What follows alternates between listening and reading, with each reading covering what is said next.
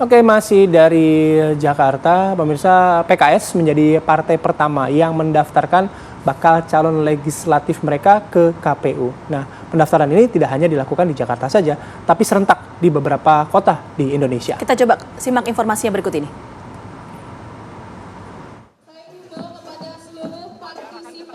Rombongan Partai Keadilan Sejahtera atau PKS tiba di gedung KPU RI dengan berpawai jalan kaki dari Taman Suropati, Jakarta Pusat. PKS menjadi partai politik peserta pemilu 2024 pertama yang mengajukan bakal calon anggota DPR RI sejak pendaftaran dibuka tanggal 1 Mei lalu. Semuanya alhamdulillah 100% dan termasuk juga kelengkapan calon anggota perempuan maupun milenial alhamdulillah sudah disertakan juga, dan itulah kemudahan-kemudahan yang alhamdulillah pada hari ini sesuai dengan rencana yang kami rencanakan bahwa tanggal 8 ini alhamdulillah semuanya bisa dilakukan pendaftarannya. Ada 580 bakal caleg DPR RI dari PKS yang sudah mendaftar ke KPU. 208 diantaranya merupakan calon perempuan. Secara bersamaan, Partai PKS juga mendaftarkan bakal calon anggota legislatif di Bandung, Jawa Barat. Diiringi kesenian rebana, rombongan bacalek dari PKS menyerahkan berkas ke KPU Jawa Barat. Optimisme tinggi terlihat dari para bakal caleg PKS yang hadir. Ketua DPW PKS Jawa Barat mengatakan berkas yang diserahkan sudah lengkap. Selain itu, PKS Jawa Barat juga bangga karena kuota bakal caleg perempuan sudah terisi 36%, yang berarti melebihi kuota minimal. 50 bakal calon anggota legislatif DPRD Kota Depok dari Partai Keadilan Sejahtera atau PKS juga mendaftar hari ini.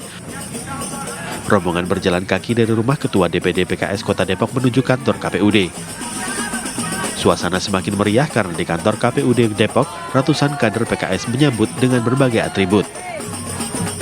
Semuanya juga hadir di sini, 50 anggota DPD di 6 dapil. Semuanya komplit PKS dari sisi persyaratan dan dari sisi ketentuan, baik dari sisi perwakilan perempuan ya maupun dari sisi penuhnya kursi yang ada di masing-masing dapil. Contoh misalkan kayak untuk Mas 6 orang, untuk Cisari, Cipayung, Sawangan, Bojongsari 12 atau 12, semuanya komplit 50 orang. Dan yang penting bagi kami juga perwakilan perempuan 30% semuanya ada. Nantinya setelah pendaftaran ditutup, KPUD Kota Depok akan memeriksa persyaratan para bacalek mulai tanggal 15 Mei mendatang. Tim TV One mengabarkan.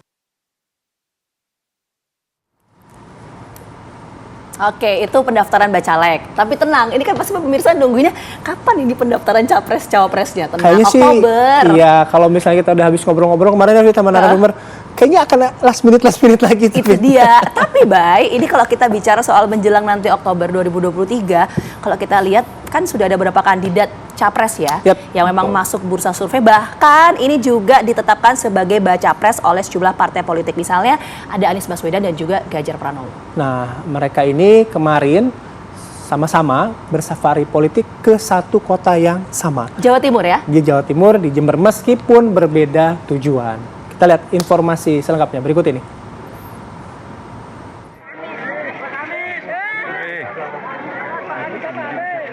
Capres dari Koalisi Perubahan untuk Persatuan Anies Baswedan menghadiri Haul Akbar Habib Soleh bin Muhsin Al-Hamid di Jember, Jawa Timur.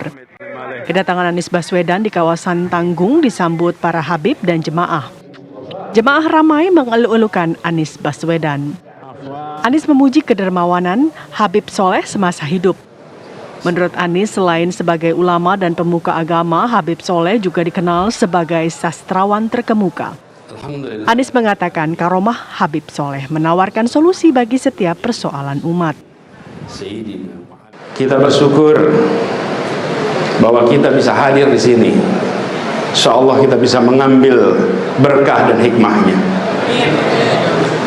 Hikmah dari perjalanan seorang alim yang telah memberikan sumbangan yang luar biasa pada kegiatan dakwah, pada kembangan ilmu, dan pengembangan Islam di Indonesia ini.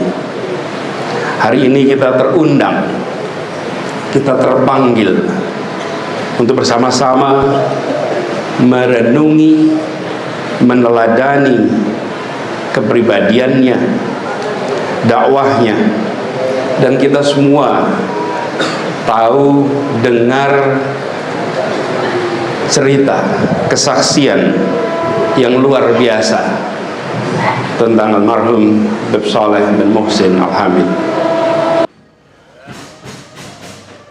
Tak hanya Anies, bakal calon presiden yang diusung PDI Perjuangan Ganjar Pranowo juga hadir di Jember, Jawa Timur.